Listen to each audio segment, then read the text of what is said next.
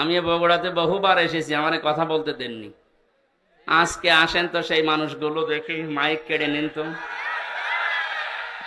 মায়ের দুধ খেয়েছেন আমি দেখছি, আসেন মাইক কেড়ে নিন আজকে।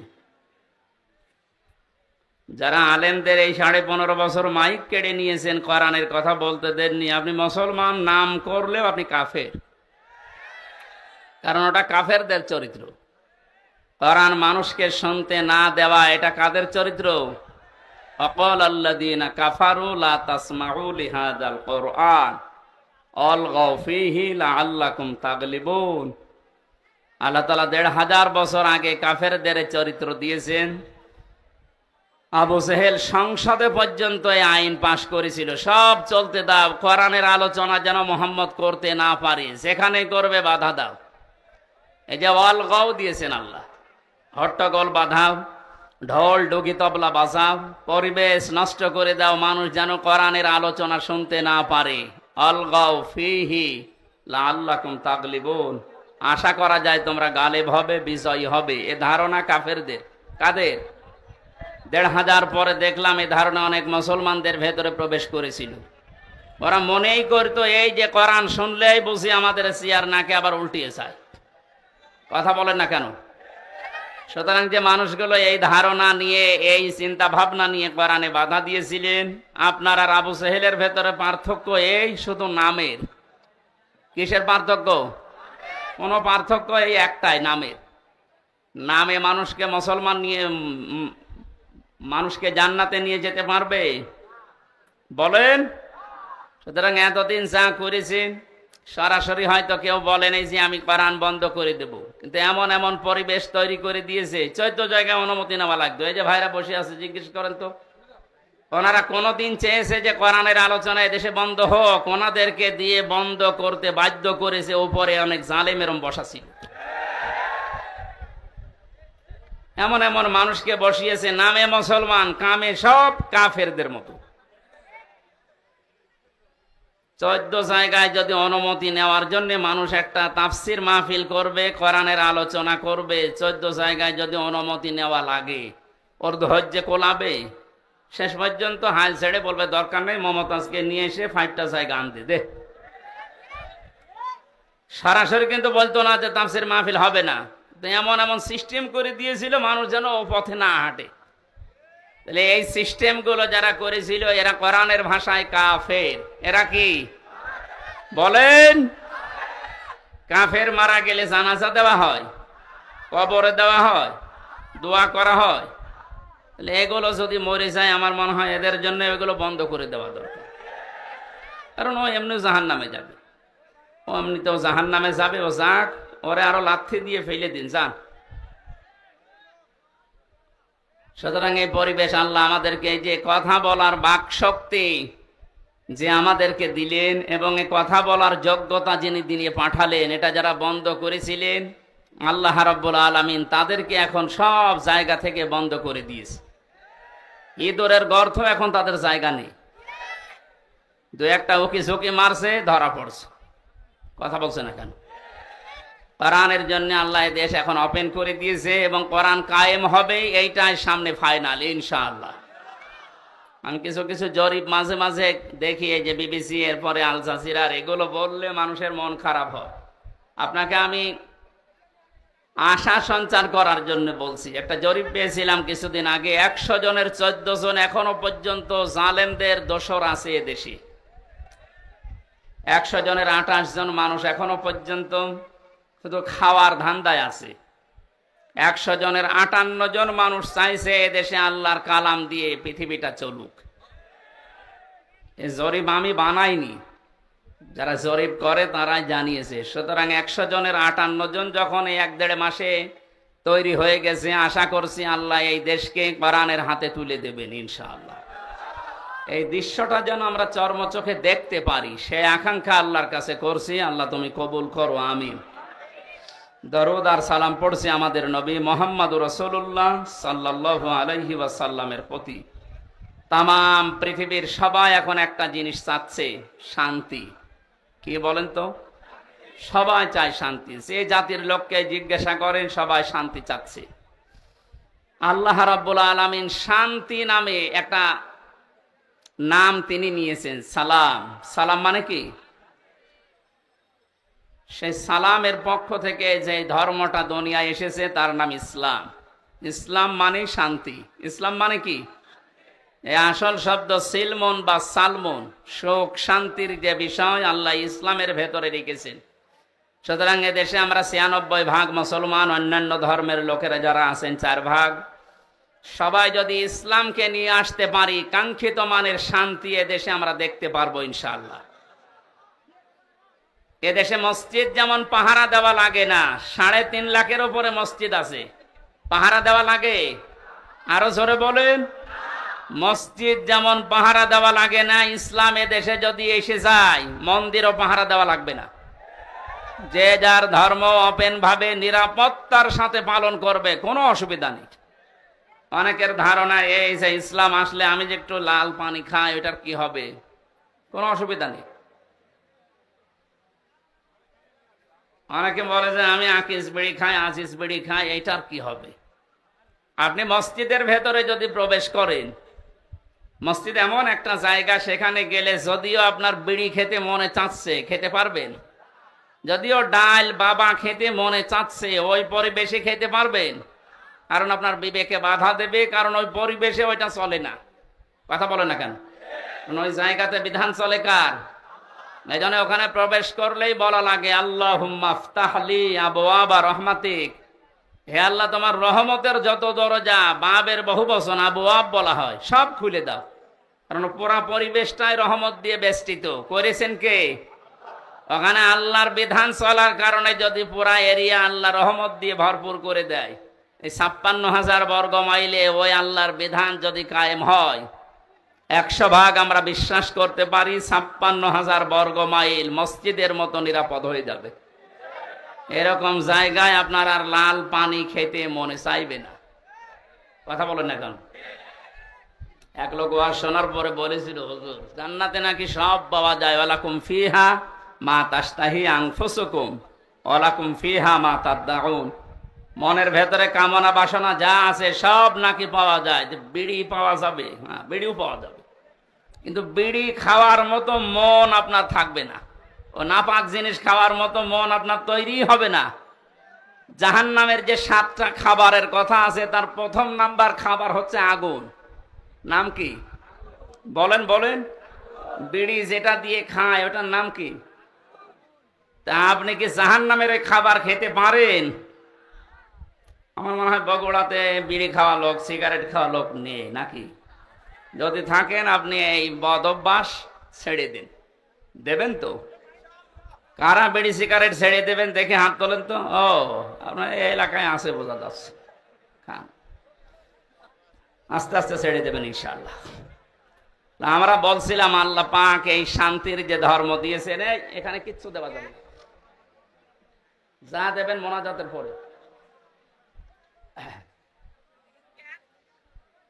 শান্তির জন্য আজ বিভিন্ন ধান্দা করা হচ্ছে, বিভিন্ন জায়গায় আমরা ধর্ণা দিচ্ছি। আল্লাহর পক্ষ থেকে শান্তির যে বিধান আমাদের কাছে এসেছে, ইন্নাদ-দীনা ইনদাল্লাহিল ইসলাম, পৃথিবীতে যদি কেউ শান্তি পেতে চায় তার মনোনীত যে পাঠানো ইসলাম, এইটার কাছে আত্মসমর্পণ করা লাগবে। কথা বলেন না কেন? সুতরাং ওপেন ভাবে বলছি, এদেশে যদি শান্তি, সর্বাত্মক ভাবে আমরা শান্তি, শাস্তি, নিরাপত্তা চাই, ইসলামের বিকল্প কিচ্ছু নেই। যত তন্ত্র মন্ত্র, যত বাদ আছে সব আমাদের এই ৫৩ বছরে দেখা হয়ে গেছে। এই কথা বলেন না কেন?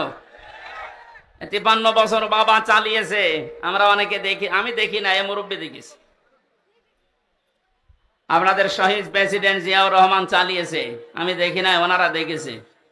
এই যে পাশের চাচা এরশাদ চাচা চালিয়েছে, ও আমি দেখি না, আমার ৯২ সালে জন্ম। আপনাদের এই জেলার ভাবি পুত্রবধূ উনি চালিয়েছে। পাশের জেলার পরের জেলা রংপুরের ভাবি, ববু বলা হয় যাকে, উনি চালিয়েছে। গত বছর আমরা দেখলাম, কাঙ্ক্ষিত মানের শান্তি পেয়েছি। বলেন, এখন শুধু দেখতে বাকি আছে যে কোরআন দিয়ে চললে কেমন দেখা যায়। একটু একটু মনে আশা জাগে না যে কেমন লাগে একটু দেখি তো।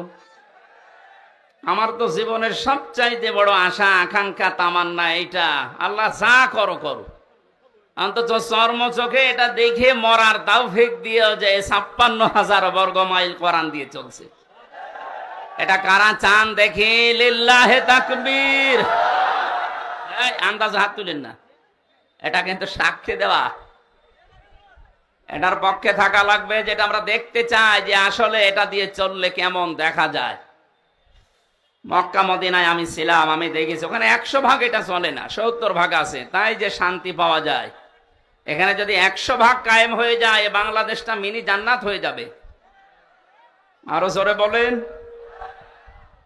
বাংলাদেশে জেনারেল যে দলগুলো আছে তাদেরকে বলছি, আমি আপনাদেরকে বাঁচাতে চাই, কারণ কোরআনের চোখ আপনার মুখে নেই, চোখে নেই, এই জন্য আপনি হয়তো অন্য কিছু দেখেন। সূরা নূরের ভেতরে আল্লাহ জানিয়েছেন, আল্লাযীনা কাফারু আ'মালুহুম কাসারাবিম বিকিআতি ইয়াহসাবুহু যামআনু মাআ হাত্তা ইযা জাআহু লাম ইয়াজিদহু শাইআ ইলা আখিরি আয়াত। কাফেরদের চিন্তা ভাবনা, ধারণা, বিশ্বাসে দূরে মরিচিকা মনে করেছিল এখানে পানি আছে মনে হয়। মরুভূমির ভেতরে যখন সূর্যের তীব্র দাহ শুরু হয়ে যায়, এই যে বিশ্ব রোডগুলোতে আপনি দেখবেন, ঢাকা বগুড়া যে মহাসড়ক আছে, দূর থেকে গাড়ি চালিয়ে দুপুরবেলা দেখতে মনে হয় যে পানি আছে সামনে, মনে হয় পিচ গরম হওয়ার পরে পানির মতো টলমল করে, কাছে যাওয়ার পরে দেখা যায় না, পানি নেই। পৃথিবীর কাফেরদের দৃষ্টান্ত আল্লাহ এইভাবেই দিয়েছেন। আল্লাহর পাঠানো ইসলাম বাদ দিয়ে যত তন্ত্র মন্ত্র, যত ইসম, যত বাদ আছে, আমি নাম নিলাম না, সে যে বাদই হোক, সমাজবাদ বলেন, জাতীয়তাবাদ বলেন, ধর্ম নিরপেক্ষবাদ বলেন, যত বাদ আছে, তন্ত্র মন্ত্র আছে, এ সবগুলোকে মানুষ মনে করে এর ভেতরে শান্তি আছে। কাছে যাওয়ার পরে দেখে না, এটা পানি না। এই জন্য আমাদের উচিত হচ্ছে আপনাকে আমার সাবধান করা, আমি করলাম। জ্ঞানী মানুষ যদি হয়ে থাকেন, আপনি আশা করি বুঝে ফেলেছেন। এরপরেও যদি কেউ বলেন না আমি বুঝি নাই, আমি ভান ধরে আসি, এদিকে আসেন। আল্লাহ আপনাকে সহজে এটা বোঝার তৌফিক দিন যে ইসলাম বিদায় করে দিয়ে আজ যারা, আমি কয়েকদিন ধরে লক্ষ্য করছি, মৌলবাদ মৌলবাদ এই শব্দ নিয়ে অনেকে জিকির করছেন, এটা বন্ধ করা লাগবে। মুসলমানদেরকে মৌলবাদ বলা যাবে না এই দেশে। এই শব্দটাকে ফেরি করে এই 15.5 বছর হাজারো মুসলমানকে যিনি ছিলেন তিনি গুম করেছিলেন। এক কথা বলেন না কেন? এই শব্দটাকে ফেরি করে হাজারো মানুষকে আয়না ঘরে রেখেছিল। এই শব্দটাকে ফেরি করে আমাকে জেলখানায় রেখেছিল 3 বছর। এটা দাদাদের পক্ষ থেকে দেওয়া আন্তর্জাতিক একটা ষড়যন্ত্র। এখানে যারা পা দিচ্ছেন, আপনিও এই জালেমদের মতো মাজা ভাঙবে। সুতরাং এই শব্দ যেন কোনো মুসলমানের আগে পরে লাগানো না হয়, যেন আমরা মৌলবাদ চাই না। তা আপনি কি চান? মৌল শব্দ এসেছে মূল থেকে। মূল মানে এ পৃথিবীর মূল আমার আল্লাহ। এক কথা বলেন না কেন? মূল হচ্ছে নবীজি। আল্লাহ নবী যদি না থাকে তে থাকবে কি? সুতরাং এই পৃথিবীতে মৌলবাদ, এটাকে যদি কেউ গালি দেয়, সে যেন সরাসরি আল্লাহকে গালি দেয়। গালি হিসাবে এটা ব্যবহার করা না, এই ফেরি আর করা যাবে না। আপনি ষড়যন্ত্রে পা দিয়ে আবার না জানি কোন বিপদ ডেকে আনতে চাচ্ছেন। বুঝে হোক না বুঝে হোক, এটা যদি কেউ করে থাকে, এই শব্দ যেন আর কারো মুখে আমরা না শুনি। কথা বুঝতেছেন? গত 2 দিন দেখতে পাচ্ছি দিল্লি থেকে বিশ্বনবী মোহাম্মদ রাসূলুল্লাহ এবং তার জামাই হযরতে আলীকে নিয়ে ব্যঙ্গাত্মক করে কার্টুন ছাপিয়েছে, অপমান করছে। হঠাৎ করে কই এতদিন তো আমরা কিছু দেখলাম না, হঠাৎ এখন এসা গান দিল মানে? এ সরসরি আপনাকে কে দিচ্ছে? বাংলাদেশে এখন ওনাদের দুর্গা পূজা শুরু হবে, একটা দাঙ্গা লাগানোর চেষ্টায় আছে। ওরা মনে করছে বাংলাদেশের মুসলমানেরা এই দৃশ্য দেখে যদি এই সংখ্যালঘু যাদের নাম বলা হয়, কিসের সংখ্যালঘু? এদেশে কোনো সংখ্যালঘু নেই, সবাই আমরা সংখ্যাগুরু। কথা বলেন। এদেশে জন্ম নিয়েছে যে সে এই দেশের মালিক। ওরা মনে করছে এই কথা তুলে দিয়ে এখন ওরা আলোচনা করবে, সমালোচনা করবে, শেষ পর্যন্ত কিছু মন্দিরে হামলা করবে। না, আমরা অত পাগল না। এদেশে যারা মুসলিম সত্যিকার অর্থে, তারা মন্দির ভাঙা তো দূরের কথা, অন্যান্য ধর্মের দেবতাকে গালি দেওয়াও কোরআন নিষেধ করেছে। এজন্য আমরা সতর্ক থাকবো, ওদের ওই সমস্ত ফাঁদে যেন আমরা পা দিয়ে আমাদের দেশকে আবার আন্তর্জাতিকভাবে টার্গেটে ফেলে না দেয়। অনেকে অতি উৎসাহী হয়ে ইসলাম মানি এই কথার ধান্দা নিয়ে কিছু কিছু কাজ এমন ভাবে দেখাচ্ছে, আন্তর্জাতিক মিডিয়া তো বসে নেই ষড়যন্ত্র করার জন্য। ওরা কিন্তু এমন এমন কিছু কাজ করে শেষ পর্যন্ত ডক্টর মোহাম্মদ ইউনূসকে দিয়ে এই শব্দগুলো যারা ফেরি করেছিল, এই জঙ্গিবাদ, মৌলবাদ, এগুলো আবার আমাদের ঘাড়ের উপরে চাপিয়ে, আমি বাকিটা বলতে পারলাম না, দুঃখিত। এই জন্য আমরা সংক্ষিপ্ত এবং আমরা সাবধান সতর্ক থাকবো ইনশাআল্লাহ। আমি ইঙ্গিত দিয়েছি, আল্লাহ যেন আমাদেরকে বোঝার তৌফিক দেন, বলেন আমিন। যারা চাচ্ছেন এদেশে ইসলাম বিদায় করে অন্য কিছু দাঁড় করিয়ে আপনি শান্তি পাবেন, না, আমেরিকা শান্তিতে নেই। কে বলেছে শান্তিতে আছে? ইসলাম যেখানে নেই সেখানে মুক্তি নেই। কথা বলেন। এক দোকানদার তার কর্মচারী রেখেছিল নাম ইসলাম। নাম কি? তার একটা মেয়ে ছিল নাম শান্তি। ইসলাম আর শান্তির মাঝে মাঝে দেখা হয়, শেষ পর্যন্ত মন দেওয়া নেওয়া হয়ে গেছে।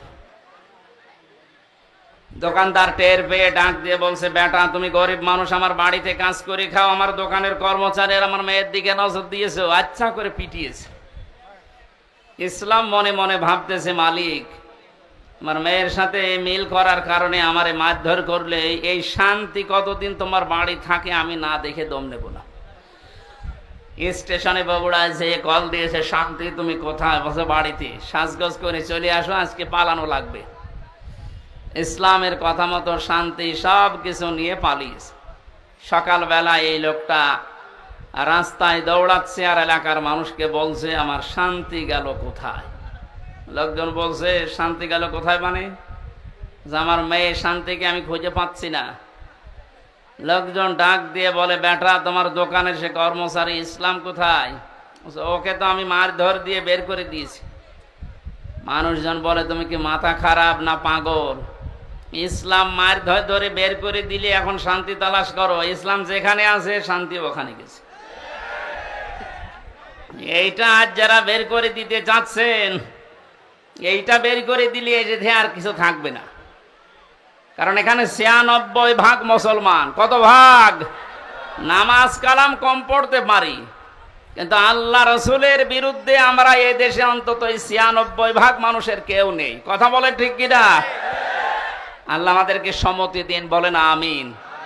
কোরআনে কারীম থেকে আমরা সূরা আনআমের ৮০, ৮১, ৮২ এই আয়াতগুলো তিলাওয়াত করেছি। আমি এত লম্বা কথা কোনো জায়গায় বলি না, বেশি হয়ে গেছে। আজকে সংক্ষেপ করছি আলোচনাটা, শুধু শিক্ষাগুলো নিয়ে আসার জন্য। খুব খেয়াল করে শুনবেন। আল্লাহ রাব্বুল আলামিন হযরত ইব্রাহিম আলাইহিস সালামের এবং তার বাবার কিছু কাহিনী এখানে তুলে ধরেছেন। শিরিক এবং ঈমান, এটা সেই পৃথিবীর লগ্নের পর থেকে আরম্ভ হয়েছে এই দুইটার সংঘর্ষ। কোন মানুষ যদি শান্তি, স্বস্তি, নিরাপত্তা চায়, সে যেন তার বিশ্বাসের সাথে অন্য কিছুকে যোগ না করে। এটা যারা যোগ করেছে, যুগে যুগে তাদের শান্তি, স্বস্তি, নিরাপত্তা হারিয়ে গেছে। আর যারা তাদের ঈমানের সাথে জুলুমকে, শিরিককে মিশ্রিত করেনি, আল্লাহ তাদেরকে শান্তিতে রেখেছে। যে মানুষগুলো আজ আল্লাহর বিধানের সাথে, আল্লাহর শক্তির সাথে, পাওয়ারের সাথে অন্য কাউকে শরিক করে বুক ফুলিয়ে বেড়ানোর চেষ্টায় আছেন, আপনি কি মনে করেন আপনি বাতিলের পক্ষে, আল্লাহর বিরুদ্ধে অবস্থান নিয়ে কোনো ভয় নেই, চিন্তা নেই, আর আমি আল্লাহর পক্ষে অবস্থান নিয়ে ভয় করব, আপনি এই কথা মনে করেন? আল্লাহ ওইটা আমাদেরকে শুনিয়েছেন। রব্বুল আলামিন বলেন, কাইফা আখাফু মা আশরাকতুম ওয়ালা তাখাফুনা আন্নাকুম আশরাকতুম বিল্লাহি মা লাম ইউনাজ্জিল বিহি আলাইকুম সুলতানা। ১৫০০ বছর আগে আয়াতটা নাযিল হয়েছে। আমি আয়াতের তাফসীর যখন পড়ি আমার মনে হয় বাংলাদেশ দেখি আল্লাহ এই মাত্র নাযিল করেছে। এদেশে বহু মানুষ আজ ইসলামপন্থী যারা, এদের কথাগুলো তারাও বোঝে, তারাও দেখে এদের কাজ কারবার, দেখার পরেও মানুষগুলো না দেখার মনে হয় ভান করে থাকে। এরা চায় আল্লাহর একাত্মবাদ, আল্লাহর ওয়াহদানিয়াতকে দেশে প্রতিষ্ঠা করতে, আর মানুষগুলো আল্লাহর বিপক্ষে অবস্থান নিয়ে আল্লাহর আইনের বিপক্ষে নতুন আইন তৈরি করে শিরিক করে আর বুক ফোলাতে।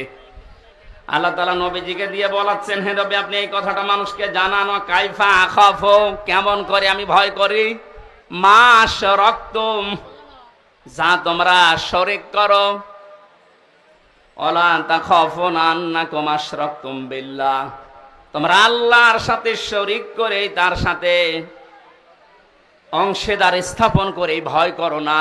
আর আমরা আল্লাহর একত্ববাদ এই দুনিয়ায় প্রতিষ্ঠা করতে গিয়ে ভয় পাবো কোন কারণে?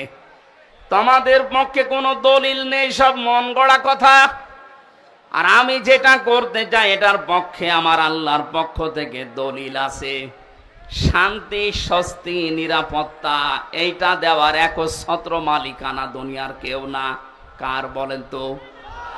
ফাজ্জুল ফারিকাইন আহাক্কু বিল আমনি, এই দুই দলের ভেতরে নিরাপত্তা পাওয়ার জন্য সবচাইতে বেশি হকদার কারা? ইন কুনতুম তা'লামুন, যদি তোমাদের জানা থাকে বলো দেখি। এ প্রশ্ন ছুড়ে দিয়ে আল্লাহ নিজেই জবাব দিচ্ছেন, আল্লাযীনা আমানু ওয়া লাম ইয়ালবিসু ঈমানাহুম বিযুলমিন উলাইকা লাহুমুল আমনু ওয়া হুম মুহতাদুন। এই পৃথিবীতে শান্তি, স্বস্তি, নিরাপত্তা এ শব্দটা তাফসিরে বারবার আমি লেখা পেয়েছি, এই জন্য উচ্চারণ করছি। তামাম দুনিয়ার মানুষ কিন্তু এইটাই চায় যে আমি শান্তিতে থাকতে চাই, আমি স্বস্তি চাই, আমি নিরাপত্তা চাই। আল্লাহ বলেন এটা আমি শুধুমাত্র নির্ধারিত করে দিলাম তাদের জন্য যারা দুনিয়ায় ঈমান আনে। জোরে বলেন সুবহানাল্লাহ। প্রশ্ন আসতে পারে, আমার তো ঈমান আছে তারপর আমি শান্তি পাই না কেন? না, ঈমান যদি কেউ আনে, পরবর্তী শব্দ হচ্ছে ওয়ালাম ইয়ালবিসু ঈমানাহুম বিযুলমিন, সেই লোকটা যেন তার ঈমানকে জুলুমের সাথে মিশ্রণ না করে। আজ এই 15.5 বছরের দিকে আমরা তাকিয়ে দেখছি, অনেক উন্নয়ন আমাদের চর্মচোখে দেখানোর চেষ্টা চালানো হয়েছে, কিন্তু মানুষগুলো ঈমানের সাথে জুলুমকে, শিরিককে মিশ্রিত করার কারণে আল্লাহ শান্তি, স্বস্তি, নিরাপত্তা সব উঠিয়ে নিয়েছে। আমার কথার অর্থ বোঝেন? সুতরাং আমাদের ঈমান আছে তখন আমরা শান্তি পাবো, যে সময় আমাদের ঈমানের সাথে নিরাপত্তা, স্বস্তি ফিরে আসবে, ওই সময় আমাদের ঈমানের সাথে যখন জুলুম মিশ্রিত না হবে। 15.5 বছরে যে প্রকার জুলুম হয়েছিল তার একটু বাস্তব উদাহরণে আয়না ঘরটা। দুনিয়ার আমি সব কিছু বাদ দিয়ে দিলাম, শুধু এতটুকু যদি আপনার বিবেক থাকে ভাবেন তো, একটা মানুষকে 1 দিন 2 দিন 5 দিন না, একটা জীবিত মানুষকে 8 বছর মাটির নিচে 3.5 হাত ঘরের ভেতরে, কোনো আলো বাতাস, কোনো শব্দ নেই সেখানে। আমি নিজেও 10 দিন ছিলাম। 8টা বছর মানুষকে ওখানে রেখে দিয়েছে, যার ইশারায় যে মানুষগুলো এর সাথে জড়িত। মাঝে মাঝেই ভাবতাম আল্লাহ যারা আমাদেরকে পাহারা দিয়ে গেল এরা বাড়িতে যে ঘুমায় কি করে? এত বড় ভয়ঙ্কর, এত বড় কঠিন জায়গায় ওরা তো দেখে গেল, পাহারা দিয়ে গেল। আমার সাথে একজন ছিল জেলখানায়, মুফতি ফখরুল ইসলাম। উনি আমার মাঝে মাঝে বলতো, হামজা ভাই, আমার যখন এই আয়না ঘরে নিয়ে যাই, এই পায়ের ভেতর দিয়ে আমার হাত লাগিয়েছে, পায়ের ভেতর দিয়ে হাত লাগিয়ে সামনে যে লোহার রড দেওয়া ছিল এই খাঁচা, লোহার এই খাঁচার সাথে হাত দিয়ে সামনে আমারে তালা লাগিয়ে দিয়েছে। একটা দুইটা দিন না, 3 মাস একাধারে এইভাবে রেখেছে। তাও 24 ঘন্টা শুধু 1.5 মিনিট 2 মিনিট সময় দিত টয়লেট করার। খাবার যা দিত মাঝে মাঝে মনে হচ্ছে খাবার কেউ মাখিয়ে দিয়েছে।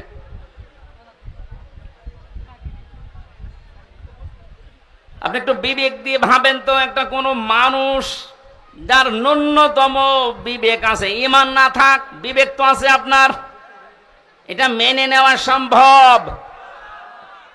আপনি দাবি করছেন আমার ঈমান আছে, আমি তো শান্তি স্বস্তি নিরাপত্তা পাই না। আরে ভাই, আপনার ঈমানের সাথে তো জুলুম মিশ্রিত। এখানে জুলুমের অর্থ তাফসিরে এসেছে জুলুম আই শিরিক। যাদের ঈমানের সাথে জুলুম মিশ্রিত থাকবে, শিরিক মিশ্রিত থাকবে, তাদের জীবন থেকে আল্লাহ শান্তি তুলে নেবে, স্বস্তি বাদ দিয়ে দেবে, নিরাপত্তা আল্লাহ নিজে তুলে নেবে। বলেন নাউজুবিল্লাহ। এই জুলুমের যখন একেবারে শেষ হয়ে যায়, তখন আল্লাহ পাক ধরেন। কালকে একটা আয়াত পেয়েছিলাম কোরআনে কারিমে, আমি এর আগেও পড়েছি, কিন্তু এই আগস্টের 5 তারিখের সাথে দেখলাম আয়াতটা 100 ভাগ মিলে গেছে। সূরা আনামের 44 নম্বর আয়াতটা, ফালাম্মা নাসু মা যুক্কিরু বিহি ফাতাহনা আলাইহিম আবওয়াবা কুল্লা শাইইন। আল্লাহ পাক বলেন, যখন এই মানুষগুলো আমার বিধান, আমার আইন, আমার কানুন তাদের কাছে যাবার পরে আস্তে আস্তে ভুলে গেল, তাদের শান্তির, তাদের ক্ষমতার, তাদের যে বাহনগুলো, এগুলো আমি আল্লাহ আরো বাড়িয়ে দিলাম। লাফাতাহানা, আমি আল্লাহ খুলে দিলাম। ফাতাহানা আবওয়াবা কুল্লা শাইইন হাত্তা ইযা ফারিহু বিমা উতু। আমার এই নিয়ামত পাওয়ার পরে মানুষগুলো আরো বেশি আনন্দিত, এত আনন্দিত হয়েছিল যে পেছনের কোনো কথা তাদের আর মনে ছিল না। আয়াতটা নাযিল হয়েছে 1500 বছর আগে, অথচ 15.5 বছরের সাথে মিলালে আমার মনে হচ্ছে মিলে যাচ্ছে। 2006 সালে এই অক্টোবরের 28 তারিখে যারা পিটিয়ে মানুষ হত্যা করে ড্যান্স দিয়েছিল লাশের উপরে, এটা দেখার পরে ওই সময় আমি চিন্তা করেছিলাম, আল্লাহ এরাও মানুষ? আমার মনে হয় না। কোন জায়গা থেকে যেন একবার তাফসির মাহফিল পড়ে আছে, আমি মরা কুকুরের ওপর আবার গাড়ি চালিয়ে দেব, আমার বিবেক নেই। আমি বললাম, ভাই এত মরা কুকুর, ও মরে গেছে, ওকে মারলেই কি আর না মারলেই কি? ড্রাইভার আমার দিকে ঘুরে বলছে, হুজুর আপনি কি আসলে হুজুর? আপনি কেমন হুজুর? আপনি দেখছেন একটা জিনিস মরে গেছে, আমি ডবল করে আবার মারবো, আমার বিবেক নেই? ওর গায়ে থাবা দিয়ে বললাম, এই কথাটা শোনার জন্য আমি ছিলাম। একটা মরা জিনিস ডবল করে মারা যায় না, আপনার বিবেকে এটা সায় দিচ্ছে। অথচ বাস্তবতায় দেখেন, এই দেশে অনেক মানুষকে আমরা দেখেছি জীবিত মানুষ পিটিয়ে মারার পরে লাশের উপরে ড্যান্স দিয়েছে। আপনার মতো বিবেকও তাদের নেই। আপনি একটা কুকুরকেও, মরা কুকুর আবার ডবল করে মারতে চান না, আর ওরা জীবিত মানুষকে হত্যা করে লাশের উপরে ড্যান্স দেয়। ওরা কোন মানুষ? এটা দেখার পরেই ভেবেছিলাম, না আল্লাহ এরকম এত বড় নৃশংস কাজ যারা করতে পারে তাদেরকে আল্লাহ দুনিয়ায় কোনোদিন শান্তি দেবে না। ক্ষমতা পাওয়ার তাদের হাতে আল্লাহ দেওয়া সম্ভব না। কিন্তু দেখলাম না, ঠিক 2 বছর পর আল্লাহ তাদেরকে 9 সালে দিয়েছে। কথা বলেন না কেন? দিল 9 বছর, 5 বছর পরে মনে করলাম 13 সালে যা কেমন হয় পড়ে যাবে, তো না। 13 সালের পরে দেখি না 18 সালে আবার আল্লাহ ওদেরকে দিয়েছে। 18 সালের পরে মনে করলাম না, আর টেকা সম্ভব না। শেষ পর্যন্ত দেখলাম 24 সালে আবার আল্লাহ ওদেরকে দিয়েছে। কথা বলছে না কেন? আল্লাহ রাব্বুল আলামিন বলেন, মানুষ যখন আমার বিধান ভুলে গিয়ে তাদের মন মতো কাজ করতে গিয়ে জুলুমের একেবারে সর্বশেষ সীমা পার হয়ে যায়, ফাআখাযনাহুম বাগতাতান, আমি হঠাৎ করে তাদেরকে এমন ভাবে পাকড়াও করি তারা দিশেহারা হয়ে যায়। ১৫০০ বছর পরে ২০২৪ সালের ৫ আগস্টের দিকে তাকান, ১০০ একটা মিলে যাচ্ছে। কোন স্মরণ ছিল আল্লাহর কথা? যার ন্যূনতম স্মরণ থাকবে আল্লাহর ভাষা যে আমাকে কিন্তু জবাব দেওয়া লাগবে, সে কোনোদিন আয়না ঘরের দায়িত্ব পালন করে সে খাবার খেতে পারে না। জেলখানায় আমাদের সাথে দায়িত্ব যারা পালন করেছে তারাও যে বাইরে যে খাবার খেত কি করে, আমার বিশ্বাস হয় না। আলেমদের সাথে যা আচরণ করতো ভেতরে, অন্য মানুষের কথা তো বাদই দিলাম। আল্লাহর আয়াতগুলো, আল্লাহর বিধানগুলো পুরাটা ভুলে গিয়েছিল। ইন্নামা নুমলি লাহুম লিয়াজদাদু ইসমা, মানুষের পাপের বোঝা যখন পরিপূর্ণ হয়ে যায়, ওয়ালাহুম আযাবুম মুহিন, তখন আল্লাহ অপমানজনক শাস্তি তার উপরে ফেলে দেয়। এত অপমান আল্লাহ পৃথিবীর ইতিহাসে কাউকে করেছে বলে আমার মনে হয় না। সে অপমান করেছে কালামানিককে। কলার পাতায় শুইয়েছে, বিসি উড়ে গেছে, কথা বলে না কেন? আমার তো ১৫০০ বছরের ইতিহাস আমি যতটুকু পড়ি, কাউকে এত বড় অপমান করেছে বলে আমার মনে হয় না। এর চাইতে আল্লাহ কি করবে?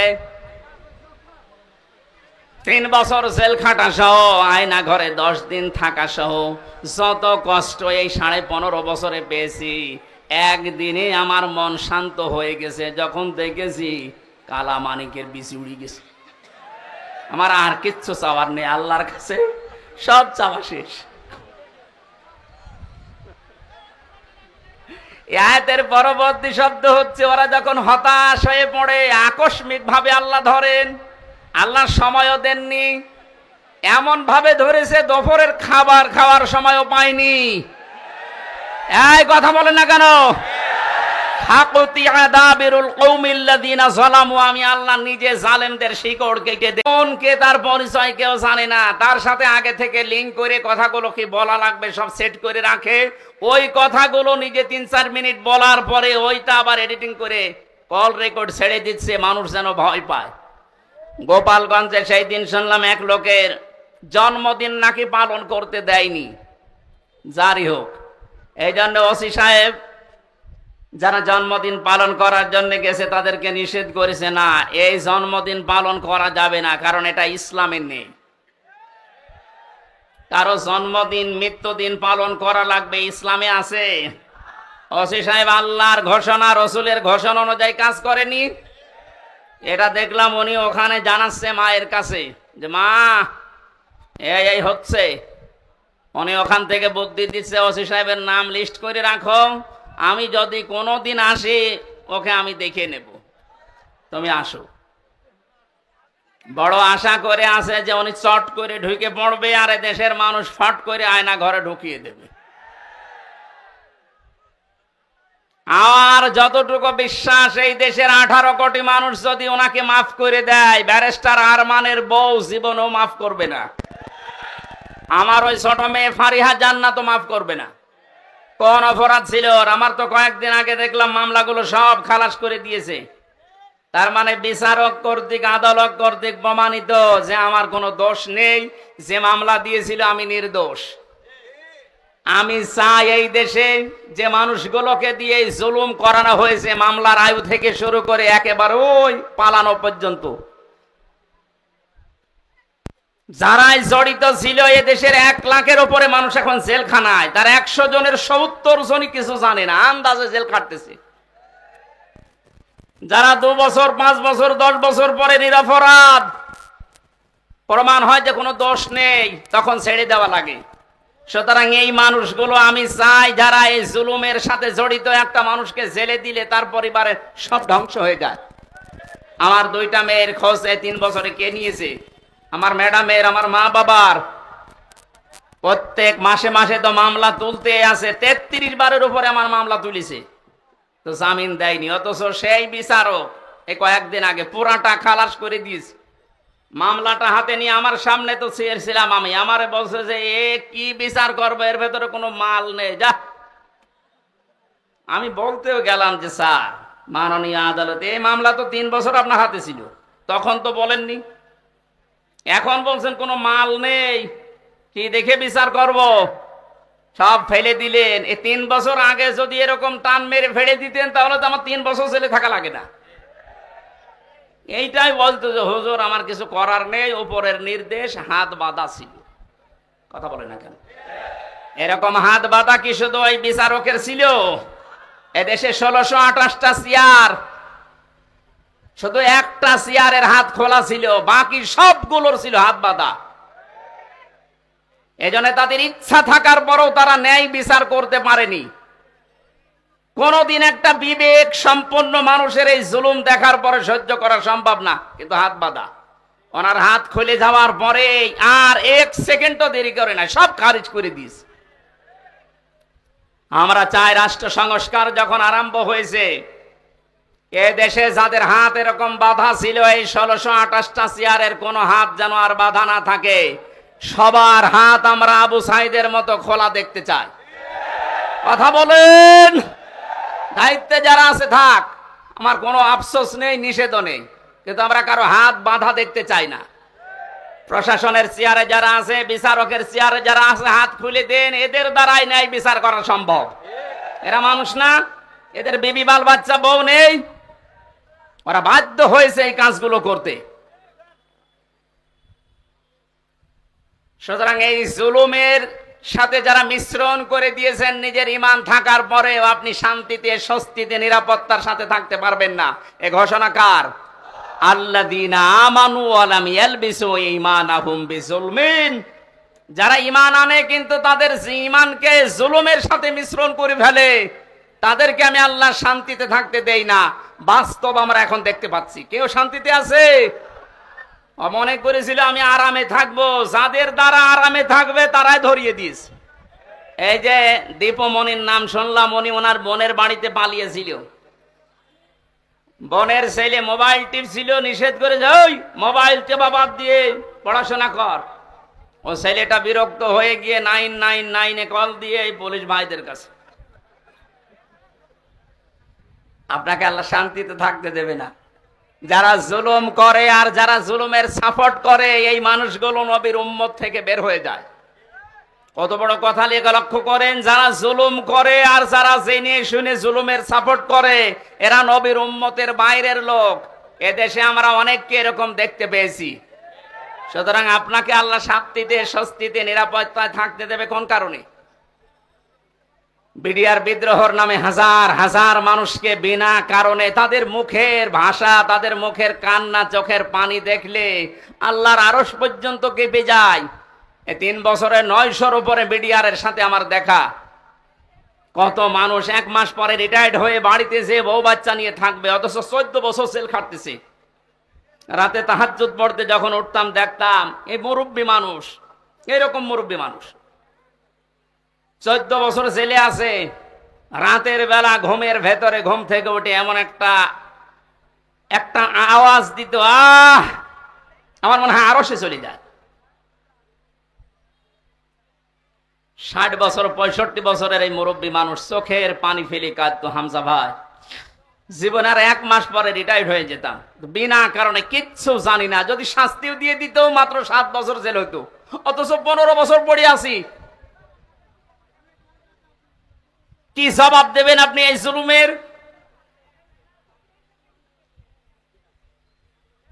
জালেম এই শব্দটা শুনলে আমার ভয় লাগে, কারণ জালেমরা হামজার টার্গেট না। আমিরে জামাত ডাক্তার শফিকুর রহমান ঘোষণা দিয়েছেন আমরা মাফ করে দিলাম, কিন্তু ভিকটিম যারা যারা জুলুমের শিকার, তারা যদি কিছু করে আমরা কিছু বলতে পারবো না, কারণ তারা এই জালেমরা আল্লাহর মামলার আসামি। জালেমরা মামলার আসামি কার? এটা তো আমি বানালাম নাকি? সূরা শুরা 42 নম্বর আয়াত 25 নম্বর পারার 6 নম্বর পৃষ্ঠার 13 নম্বর লাইনে আছে। আমি যত তাফসীর পড়েছি বিশ্ববিদ্যালয়ে থাকাকালীন, সব মুফাসসির আয়াতের ব্যাপারে একমত। খুব ভালো করে শুনেন, ইন্নামাস সাবিলু আলাল্লাযীনা ইয়াযলিমুনান নাস। অবশ্যই আমি আল্লাহ মামলা দায়ের করব। এই এদিকে তাকান, অবশ্যই আমি আল্লাহ মামলা দায়ের করব তাদের বিরুদ্ধে যারা মানুষ হয়ে মানুষের উপরে জুলুম করেছে। এই আয়াতটা বাংলাদেশের সাথে মিলান। আমার তো মনে হয় অনেকের জীবনে এটা মিলে যাচ্ছে। কোন কারণে কিচ্ছু জানে না, লোকটা ঘুমিয়ে আছে ঘরে, ঘুম থেকে উঠে যাচ্ছে জেলখানায়। কি গো, তুই গাছ কেটেছিস, অথচ গাছ কাটা কি ও কিছুই জানে না। এরকম মিথ্যা মামলা দেশে ছিল না? আরো আসতে বলেন। এ বিষয়গুলো আমি নিজে জানতাম না, জেলখানায় 3টা বছরে ধাপে ধাপে দেখেছি, তাই বলছি। বললাম না 100 জনের 70 জন মানুষ অন্তত কিছুই জানে না। জেলে ঘুমিয়ে আছে, পরের দিন আবার ঘুম ভাঙার পরে কোথায় গো? বাড়িতে। কেন? কিছুই জানে না। মাঝখান থেকে পরিবারের কাছ থেকে 1.5-2 লাখ টাকা নিয়ে আল্লাহর ওলি জামিন করিয়ে দিয়েছে। এই জুলুমের শেষ কোথায়? আপনি কি জবাব দেবেন আল্লাহর কাছে? এজন্য জালেমদের কোন সম্পদ আল্লাহ দুনিয়ায় কাজে লাগাতে দেয় না। তার বাস্তব প্রমাণ এই দরবেশ কত টাকার মালিক ছিল আপনি হিসাব করতে পারেন? কি হয়েছে তার টাকাগুলো? এখন শানের উপরে ঘুমানো লাগে। আমাদের যেখানে রেখেছে 3টা বছরে এই মাটির উপরে, শানের উপরে, এখন তার ওই জায়গায় থাকা লাগছে। কি হচ্ছে তার ওই অর্থ সম্পদ গুলো, এই টাকাগুলো কোন কাজে আসতেছে? এখন তাদের যে চরিত্রের বর্ণনা বের হচ্ছে, শয়তান পর্যন্ত আশ্চর্য হয়ে যাচ্ছে যে দরবেশের চরিত্র এত নিম্ন। এই জন্য আমাদের সাবধান হওয়া উচিত। আমি আজকার বাস্তব প্রমাণ দিয়েই বলছি, এদেশে শেখ হাসিনা থেকে শুরু করে যারা তার দোসর ছিল সবাই আল্লাহর মামলার আসামি। মামলার বাদী যত বড় হয়, মামলা মেটানো তত কঠিন হয়। এক কথা বলেন না কেন? আমার মামলার বাদী যদি আমার সত্যি কথা বলছি কোন সলিমদ্দি হতো, আমি যদি আকিস গ্রুপে চাকরি করতাম, আপনার কয় টাকা লাগতো? টাকা দিয়ে হলে আমি 2-3 দিনে বের হয়ে চলে আসতাম। কিন্তু এমন মানুষ বাদী, এই জন্য 33 বার ওঠার পরও মামলার জামিন হয়নি। উনি বিদায় নেওয়ার কয়েকদিন পরে জামিন সব শেষ। সুতরাং এখানে বাদী কিন্তু যিনি পালিয়েছে উনি না, হামজাও না, মামলার বাদীকে। আপনি দেখেন আপনার দ্বারা আবার জুলুম হয়ে যাচ্ছে না তো? আজ অনেকে নিজের স্ত্রীর উপরে জুলুম করছি, পরিবারের উপরে জুলুম করছি, স্ত্রী হিসাবে স্বামীর উপরে জুলুম করছি। আল্লাহর নবীর স্ত্রী তার স্বামীকে অভয় দিত, স্বামী আমার ভয় পাবেন না, ইন্নাকা লা তাসিলুর রিহমা। এই পৃথিবীতে যারা আত্মীয়তার সম্পর্কগুলো ঠিক রাখে তাদেরকে আমার আল্লাহ কখনো ভয় দেখান না। জোরে বলেন সুবহানাল্লাহ। নবীজি যখন ওহী নিয়ে এসে ভয় পেয়েছিলেন, তিনি বলছিলেন জাম্মিলুনি জাম্মিলুনি, আমাকে ঢেকে দাও। এই খেয়াল করেন, আমাকে ঢেকে দাও, আমি ভয় পেয়েছি। হযরতে খাদিজাতুল কুবরা রাদিয়াল্লাহু তাআলা আনহা ওই সময়ও কিন্তু মুসলমান হননি, কারণ কালিমার দাওয়াত পাননি। ওই সময় তিনি নবীজিকে ডাক দিয়েছিলেন, ইয়া আবাল কাসেম, হে কাসেমের পিতা। কাল্লা, কখনো না। আল্লাহি, আল্লাহর কসম। মা ইখজিকাল্লাহু আবাদান, কখনো আল্লাহ আপনাকে লাঞ্ছিত অপমানিত ভয় দেখাতে পারে না। সম্মানিতা মা বোনেরা যারা এসেছেন তাদেরকে এবার বলছি,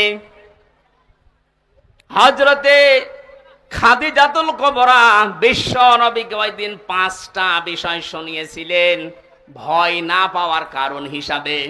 আপনি আপনার স্বামীকে যদি এই কথাগুলো বলতে পারেন, আর আপনার স্বামীর চরিত্রের ভেতরে যদি এগুলো দেখতে পারেন, বুঝবেন ওই স্বামী হক পথে আছে। 1 নম্বরে, যে স্বামী তার রক্তের সম্পর্কগুলো ঠিক রাখে সেই স্বামীকে দুনিয়ার কোনো ভয় পাওয়াতে পারে না। অথচ আজ লক্ষ লক্ষ পরিবারের দিকে তাকান, অধিকাংশ পরিবারে বউর কারণে স্বামী তার রক্তের সম্পর্কগুলো ঠিক রাখতে পারে না। এই কথা বলছেন? স্বামীর রক্তের সম্পর্ক ছিল তার ফুফুর সাথে, তার চাচার সাথে, তার ভাইয়ের সাথে, তার বোনের সাথে। এমন বউ পেয়েছে নামাজ পড়ে, রোজা রাখে, কালো বোরকা পরে, কিন্তু এগুলোর সাথে আমার আসল সম্পর্ক, যেগুলো হক আদায় করা দরকার, এগুলো করতে গেলে ওর আর মন পাওয়া যায় না। এমন বউ দেশে নেই। আপনি নামাজ রোজা কালো বোরকা পরে জাহান্নামে যাবেন। নবীজি জানিয়েছেন, কোন স্ত্রী লোক যদি চায় যে তার স্বামীর হায়াত আরো বেড়ে যাক, তার স্বামীর মান সম্মান, টাকা পয়সা, অর্থ সম্পদ, প্রভাব প্রতিপত্তি, ক্ষমতা দুনিয়ায় বাড়তেই থাক, তাহলে সেই মহিলা যেন সব সময় তাকিদ দেয় তার স্বামীকে, স্বামী তুমি যা করো না কেন সম্পর্কগুলো রক্তের ঠিক রাখো। কিন্তু আজ হাজারো পরিবারে এইরকম মহিলা পাওয়া যাচ্ছে না, অথচ নামাজ পড়ে। এক কথা বুঝতেছেন না? মা বোন যারা এসেছেন, নবীর স্ত্রীর মতো এই চরিত্র আপনাদের থাকা লাগবে, তারপরে খাদিজার সাথে জান্নাত। আপনার স্বামীকে আপনি সব সময় তাকিদ দেবেন, সাহায্য করবেন, তুমি যা করো করো, কিন্তু নিজের স্ত্রী হয়ে আমি তোমাকে বলছি, যতগুলো সম্পর্ক আছে রক্তের, আমাদের যা হয় হোক, এদের সাথে ঠিক রাখো, আল্লাহ নিজে পুষিয়ে দেবেন। সুবহানাল্লাহ বলেন। 2 নম্বরে হযরতে খাদিজা বলেছিলেন, আতাহমিলুল কাল্লা, হে স্বামী, কখনো আপনাকে আল্লাহ ভয় দেখাতে পারেন না, কারণ আপনি মানুষের বোঝা হালকা করে দেন। এই শব্দটা আমি এখন পর্যন্ত, এতদিন পর্যন্ত ভালো বুঝতাম না। এখন গভীরে চিন্তা ভাবনা করে দেখছি যে এর ভেতরে এত কথা খাদিজা বলেছিলেন। হে স্বামী, আপনি মানুষের বোঝা হালকা করে দেন। এটা নবীর চরিত্র ছিল, তিনি বোঝা হালকা করে দিতেন। আর আমরা এমন উম্মত হয়ে দাঁড়িয়েছি, মানুষের বোঝা হালকা করা দূরের কথা, মানুষের বোঝা আরো বাড়িয়ে দিচ্ছি। 850 বছর আগে পালিয়েছিল লক্ষণ সেন, আর তার পেতাত্তা পালিয়েছে 5 আগস্টে। উনি যাওয়ার সময় বলে গিয়েছে সেনাপ্রধানকে নাকি, যে যাবার পরে এমন এমন কাজ তোমরা করবা যেন এ দেশ 2 মাসের বেশি টিকতে না পারে। এতটুকু বললেও হয়তো। বারবার এখন মানুষকে উনি জানাচ্ছেন যে দেশ আর 1 মাসের বেশি চলবে না, কিভাবে চলে আমি দেখব, কারণ আমি যা করে এসেছি এত ঋণ এ দেশের মানুষ শোধ দিতে পারবে না। এত ঋণের বোঝা আপনি রেখে গেলেন। আমার মেয়ে হয়েছে কয়েকদিন আগে, 7-8 দিন হয়ে গেল, ওর মাথার উপর এখন 1 লাখ টাকা ঋণ। কি আমি বানিয়ে বলছি? এদেশের প্রতিটি মানুষের মাথা পিছু ঋণ এখন 1 লাখ। ঋণের বোঝাগুলো দিয়ে গেলেন আপনি। রবির উম্মত দাবি করেন, 14 বার নাকি হজ করেছেন। কি করেছেন আপনি? নবীর আদর্শ ছিল তিনি মানুষের বোঝা হালকা করতেন, আর সবার বোঝা আপনি দিয়ে গেলেন। আগস্টের 5 তারিখের আগে কত মানুষের পরিবার ধ্বংস করেছেন, কত মানুষের হাত নেই, পা নেই, চোখ নেই, অন্ডকোষ পর্যন্ত নেই। এই মানুষগুলো এখন পরিবারের বোঝা। এই কথা বোঝেন? এই বোঝাগুলো যিনি বানিয়ে গেলেন, উনি নবীর উম্মত হতে পারেন? আরো জোরে বলেন না। নবীর উম্মত যে না, সে নবীর উম্মত না, সুপারিশ পাবে। এজন্য আমাদের কাজ হবে, আমরা মানুষের বোঝা হালকা করব। ডাক্তার শফিকুর রহমান এইটাই করে বেড়াচ্ছে সারা দেশে। যত মানুষ শহীদ হয়েছে, 1880 জনের তালিকা আমরা পেয়েছি। প্রত্যেক পরিবারে 2 লক্ষ করে টাকা দিয়ে আসতেছে। টাকাওয়ালা মানুষ দেশে আর নেই। কিছুটা হলেও তো তাদের বোঝা হালকা হচ্ছে। এটা নবীর উম্মতের কাজ। কার কাজ? যারা মানুষের বোঝা হালকা করে দেয়, তাদের ভয় আল্লাহ দূর করে দেয়। এই জন্য ওনার কোনো ভয় আছে? আমার সাথে ছেলে 4 দিন ছিল, আমি দেখেছি লোকটার কোনো ভয় নেই, নির্ভয় বানিয়ে দিয়েছে আল্লাহ। ওনার তাওয়াক্কুল, ওনার ইখলাস এত উপরে।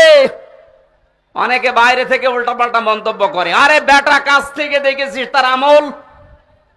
আমার মতো যুবক মানুষ, 33 বছর বয়স আমার, আমি 1.5 পারা 2 পারা কোরআন পড়তে গেলে নামাজে দাঁড়িয়ে পা লেগে যায়। আর ওনার এক একটা সেজদায় দেখতাম তাহাজ্জুদের নামাজে 40-45 মিনিট 1 ঘন্টা কাটিয়ে দিচ্ছে। আপনি সমালোচনা করেন বাইরে বসে বসে। সারা দেশের মানুষের ভেতর একটা মহব্বত আলাদা ভাবে আল্লাহ ওনার প্রতি তৈরি করে দিয়েছে, এমনি এমনি না। 15.5 বছর তো খেদমত করার নাম নিয়ে, তার উপর তো মানুষের মহব্বত নেই, আরো যত ঘৃণা জন্মিয়েছে, কারণ মানুষের বোঝা তিনি তৈরি করে দিয়ে গেছেন এই দেশে। আর ইনি চেষ্টা করছেন মানুষের বোঝা যেন হালকা করা যায়। এক কথা বলেন না কেন? দলমত নির্বিশেষে আমাদের উচিত হবে নবীর উম্মত হিসাবে যদি দাবি করি, মানুষের বোঝা যেন আমরা হালকা করে দিতে পারি। বলেন আমিন। কত রকমের বোঝা আজ দিয়ে গেলেন। আমার তো বোঝা ছিল পরিবারে, 3টা বছর ওরা কি খেয়েছে না খেয়েছে আমি কিছুই জানি না, কারণ আমি যোগাযোগ বিচ্ছিন্ন ছিলাম। আমার ফাঁসির কন্টেম সেলের ভেতরে পুরাটা যোগাযোগ বিচ্ছিন্ন করে রেখে দিয়েছে, কেউ কথা বলতে পারবেন না। বাইরের মানুষগুলো বেশি আছে না জীবিত আছে? আমি জেলে থাকাকালীন আমার দাদা মরেছে, আমার নানা মারা গেছে, আমার নানি মারা গেছে, আমার একটা চাচাতো ভাই মরেছে, আমি কিচ্ছু জানি না। 3 বছর পরে জানলাম তোর মরে গেছে। আপনি কোন কারণে কষ্টটা দিলেন? কি অপরাধ করেছিলাম আমি? কোরআনের কথাগুলো সঠিকভাবে তুলে ধরতাম, এইটাই আমার অপরাধ। অথচ আপনি এমন এমন মামলা আমার নামে দিয়েছে, শয়তানও বিশ্বাস করে না। এই সিরাজগঞ্জের কোন ছেলে নাকি আমার ওয়াজ শুনি সংসদ ভাঙতে গেছে তরবারি নিয়ে। আরে বেটা, তরবারি নিয়ে সংসদ ভাঙা যায়? বোম মারলে ওড়ে না। এই যে সংসদের লোক বসে আছে না, তরবারি নিয়ে ভাঙা যায়? ওই মামলা দিয়ে কে কে বলেছে? বলে আমির হামজার ওয়াজ শুনে আমি উদ্বুদ্ধ হয়ে এসেছি। সেই পাগলকে দেখা হয়েছিল জেলখানা। এই আমার নাম বললি কোন কারণে? আমারে বলতে বলেছে। বলেন সুবহানাল্লাহ। বেচারকে মামলার যেদিন ঢেসমেশ করে দিল ওই দিন হাঁটছিল। যে একটা মামলা হইলো, কোন পাগল কোথায় কি করেছে? আমি এই কথা আপনি এই 3 বছর পরে বললেন। এটা যদি সেই প্রথম যখন মামলা উঠেছিল 7-8 দিন পরে ওই সময় বলে দিতেন যে না, এ মামলার কোনো ভিত্তি নেই, 3টা বছর আমার বাইরের জীবনে থাকা লাগতো, এই ভেতরে থাকা লাগতো না। কত রকমের বোঝা মানুষের মাথার উপরে চাপিয়ে দিচ্ছেন, আর আপনি নবীর উম্মত দাবি করছেন। আপনি শান্তি পাবেন, স্বস্তি পাবেন, নিরাপত্তা জীবনেও না। যারা মানুষের বোঝা হালকা করে দেয় আল্লাহ তাদেরকে শান্তি দেয়। সুবহানাল্লাহ বলতে পারেন নাই? আমাদের জীবন যতদিন আছে মানুষের বোঝা বাড়াবো না মানুষের বোঝা হালকা করব? যেখানে যতটুকু আছে মানুষের বোঝা হালকা করার চেষ্টা করেন, আপনার জীবনের বোঝা আল্লাহ হালকা করে দেবে ইনশাআল্লাহ। হযরতে খাদিজা এর পরে আরো অনেকগুলো কথা বলেছিলেন। আমরা যদি এখনো এই দেশে শান্তিতে বাঁচতে চাই, আমাদের যা ঈমান আছে ঈমানের সাথে যেন জুলুম মিশ্রিত না হয়, খুব সতর্ক থাকবেন। জুলুমের এখানে অর্থ হচ্ছে শিরিক। শিরিক যেন মিশ্রিত না হয়। উলাইকা লাহুমুল আমনু ওয়া হুম মুহতাদুন। আল্লাহ পাক বলেন এই মানুষগুলো, এইভাবে আল্লাহ দেখিয়েছেন, যারা তাদের ঈমানের সাথে জুলুম মিশ্রণ করবে না, শিরিক মেশাবে না, এই মানুষগুলোকে আমি আল্লাহ নিজে শান্তি দেব। আর এরাই হচ্ছে হেদায়েত প্রাপ্ত বান্দা বান্দি। জোরে বলেন আমিন। আল্লাহ এই বাস্তবতা আমরা যেন দেখতে পারি, তার পক্ষ থেকে শান্তি, স্বস্তি, নিরাপত্তা নিয়ে যেন এই দেশে বসবাস করতে পারি, সেই তৌফিক দান করুন। আমিন, আল্লাহুম্মা আমিন। লা ইলাহা ইল্লা আনতা সুবহানাক ইন্নী কুনতু মিনাজ জালিমিন। রব্বুল আলামিন, মাগরিবের নামাজ সমাগত, এজন্য আমরা শেষ করে দিয়েছি। যতটুকু বলার চেষ্টা চালিয়েছি আমাদের জীবনে আমল করার তৌফিক দাও। সারাটা জীবন অপরাধ করে জীবনটা নষ্ট করে ফেলেছি। আমাদের অপরাধের দিকে তাকালে হয়তো তোমার মাফ করতে ইচ্ছে করবে না। মাথা নিচু করেন, চক্ষু বন্ধ করেন, নিজের অপরাধগুলো স্মরণ করেন। কোরআনের অনুষ্ঠানে এসে আমরা সবাই স্বীকৃতি দিচ্ছি মানুষের সামনে, জনগণের সামনে ওপেন ভাবে, আল্লাহ আমরা অপরাধী, মেহেরবানি করে আমাদের অপরাধগুলো পাল্টিয়ে তুমি নেকি বানিয়ে দাও। ফাউলাইকা ইউবাদদিলুল্লাহু সাইয়্যাতিহিম হাসানাত। তোমার কোরআন জানিয়েছে যারা কোরআন শুনতে এসে তওবা করার নিয়ত করে, ভালো হওয়ার নিয়ত করে যায়, আমি আল্লাহ তাদের অপরাধগুলো পরিবর্তন করে ওই জায়গা নেকি দিয়ে পাল্টিয়ে দেই। এখান থেকে বাড়ি যাওয়ার আগে যেন আমাদের জীবনের অপরাধগুলো মাফ হয়ে নেকি হয়ে যায়। বলেন আমিন। যারা এই আয়োজনে আঞ্জাম দিয়েছে, যারা টাকা পয়সা এখানে খরচ করেছে কোরআন প্রচারের জন্য, যে যতটুকু এগিয়েছে, আল্লাহ ওসমানের মতো তাকে কবুল করে নাও। আজকের মাহফিলের সম্মানিত সভাপতি, প্রধান অতিথি সহ বিশেষ অতিথি যারা এসেছে, প্রশাসনের যে ভাইগুলো এসেছে, নিজেদের স্ত্রী পুত্র বাড়ি ঘর ছেড়ে দিয়ে যারা দেশ এবং দশের দায়িত্ব পালন করছে জান প্রাণ দিয়ে, আল্লাহ এদের পুরা দায়িত্বটা তুমি ইবাদত হিসাবে কবুল করে নাও। তাদের শরীরকে সুস্থ রাখো। আমাদের ঈমান অনুযায়ী আমরা যেন জুলুমের সাথে শিরকের সাথে মিশ্রিত করে না ফেলি। আমাদেরকে তোমার পক্ষ থেকে শান্তি স্বস্তি তুমি নিরাপত্তা দিয়ে ঢেকে দাও। রোগ শোক যাদের দিয়েছে তুমি নিজে আমাদের রোগ শোক